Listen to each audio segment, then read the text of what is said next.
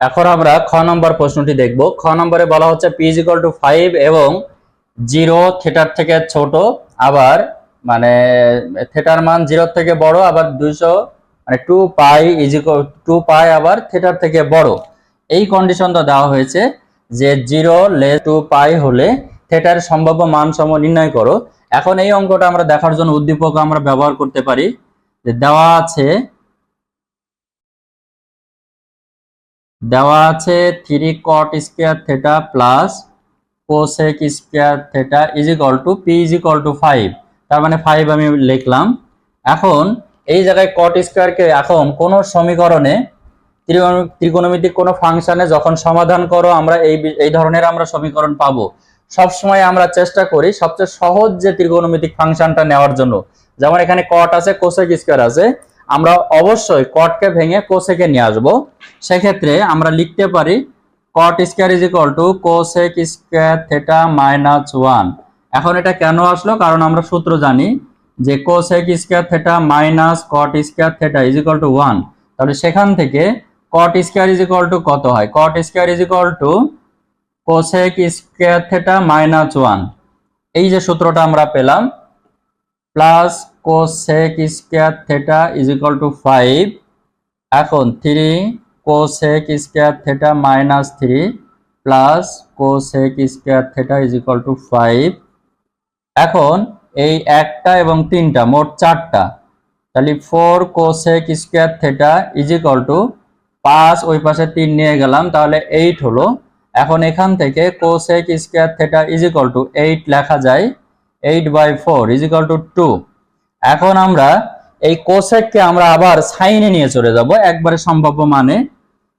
তাহলে cosec is equal two 1/sin square theta is equal two 2 হয়। তাহলে sin square theta is equal two সরাসরি 1/2 হয়। এখন যদি আমি এখানে sin theta is equal two calculation করি, প্লাস মাইনাস 1/√2 লেখা যায়। কারণ আমরা এই যে স্কয়ার উঠাই দিলে সেটা ওভারঅল রুট ওভার হয়, সেটাকে ক্যালকুলেশন করলে প্লাস মাইনাস 1/√2 আসে। এখন এখান থেকে আমরা থিটার মানটা বের করব। সেক্ষেত্রে আমরা একটু উপরে ক্যালকুলেশন করি। উপরে এটা মুছে ফেললাম। Sign theta is equal two যদি 1/√, হয় তাহলে এটা আমরা লিখতে পারি সাইন 45 ডিগ্রির মান এত। এখন এই 45 ডিগ্রি ইজ ইকুয়াল টু আমরা এটাও লিখতে পারি যে সাইন π/4। কেন? এই pi is equal to 180 degree, 180 degree by 4 is equal to 45 degree হয়। এই জন্য আমরা π/4 লিখলাম। সেক্ষেত্রে থিটা ইজ ইকুয়াল টু π/4। এটা হচ্ছে আমরা প্রথম মানটা পেলাম। এটা অবশ্যই প্রথম চতুর্ভাগে পড়ে, প্রথম চতুর্ভাগে এর অবস্থান। কেন? কারণ আমরা যদি চতুর্ভাগ হিসাব করি, এটা প্রথম, এটা দ্বিতীয়, এটা তৃতীয় এবং এটা চতুর্থ। এখানে অল আর পজিটিভ, আর এখানে শুধুমাত্র, এখানে বলতে প্রথম আর দ্বিতীয়, দ্বিতীয়টায় সাইন এবং কোসেক এটা হচ্ছে পজিটিভ, তৃতীয়টায় ট্যান এবং কট, আর এটা হচ্ছে কজ এবং সেক, এইগুলো হচ্ছে পজিটিভ। তাহলে এটা এখন প্রথম মানে 45 ডিগ্রির মান অবশ্যই প্রথম ঘরে, প্রথম ঘরের মান 90 ডিগ্রি, সেক্ষেত্রে আমরা পেয়েছি 45 ডিগ্রি। তাহলে এটার অবস্থান আমাদের প্রথম ঘরে। এরপরে যদি আমরা বলি যে দ্বিতীয় ঘরে সাইনের মানটা এখানে পাওয়া যায় কিনা, এত ইজ ইকুয়াল টু যদি আমরা লিখতে পারি যে সাইন দ্বিতীয় ঘরে, তার মানে 180 ডিগ্রি, অর্থাৎ পাই লিখি, পাই মাইনাস π/4 অর্থাৎ 45 ডিগ্রি, 180 ডিগ্রি মাইনাস 45 ডিগ্রি। এটা যদি আমরা কোয়াড্র্যান্ট চেঞ্জ করি, ঠিক একইভাবে sine 45 degree is equal to চলে আসে এই অংশটা। কেন? কারণ আমরা জানি সাইন 180 ডিগ্রি মাইনাস যদি 45 ডিগ্রি নেই, এইটা ক্যালকুলেশন করে আমরা শুধুমাত্র 45 ডিগ্রি পাবো। কেন? কারণ হচ্ছে এই জায়গাটা 180 ডিগ্রি মানে বলা হয় এটা জোড় সংখ্যা। জোড় সংখ্যা হলে সাইনের কোনো পরিবর্তন হবে না, এবং সেটা 180 ডিগ্রি মানে দ্বিতীয় নম্বর ঘরে, মাইনাস 45 ডিগ্রি মানেও সেটা দ্বিতীয় নম্বর ঘরে। এখন এই জায়গাটা আমরা পাই মাইনাস π/4 এখানে ক্যালকুলেশন যদি আমরা করি, সেটা ইজ ইকুয়াল টু 3 π/4। এই 3π/4 এটা হচ্ছে দ্বিতীয় চতুর্ভাগে আমাদের এই অবস্থানটা দেখা যায়। এরপরে আমরা তৃতীয় এবং চতুর্থ অবস্থানটাও আমরা বের করব। সেটা হচ্ছে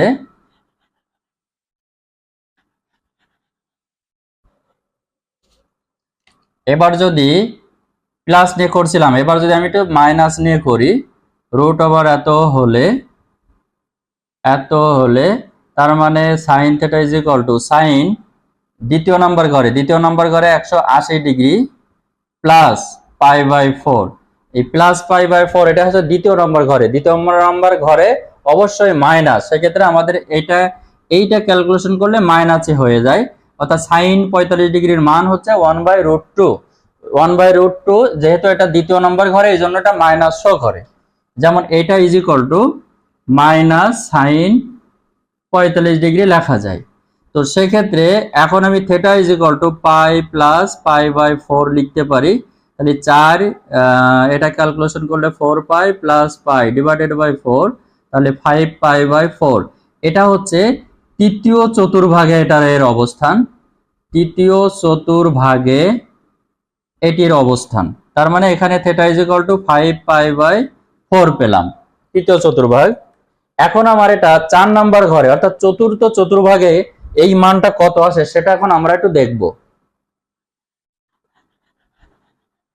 একইভাবে যে sign theta is equal to minus এত হলে তাহলে চতুর্থ ভাগ ইজ ইকুয়াল টু 2π। এখানে হচ্ছে 2π মানে 360 ডিগ্রি, তাহলে 2π পাই মানে 180 ডিগ্রি, তাহলে 2π ইজ ইকুয়াল টু 360 ডিগ্রি। এখন 2π মাইনাস আবার π/4 লেখা যায়। Sign theta is equal two এইটা লেখা যায়।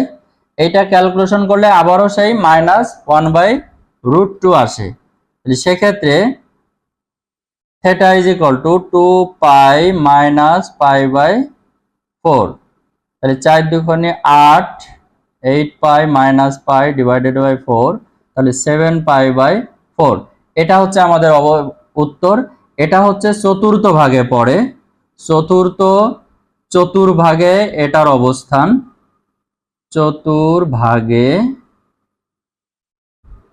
চতুর্থ চতুর্ভাগে এটার অবস্থান। তাহলে থিটার মান আমরা মোট পেলাম হচ্ছে 4টা। থিটা ইজ ইকুয়াল টু π/4, আবার থিটা ইজ ইকুয়াল টু